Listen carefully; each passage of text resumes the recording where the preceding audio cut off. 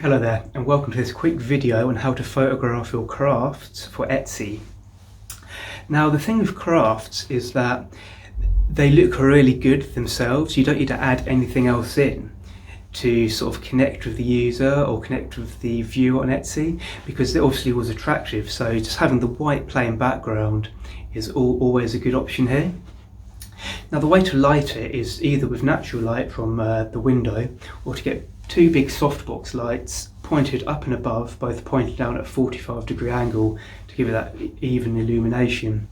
Then play about with close-up shots, angular shots, and also texture shots where appropriate to show the little indentations by going in close and having it at an angle.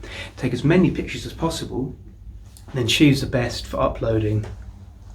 For a full step-by-step process, I've got a whole article written on it. I'll put it in the description. Have a click, let me know what you think. Cheers.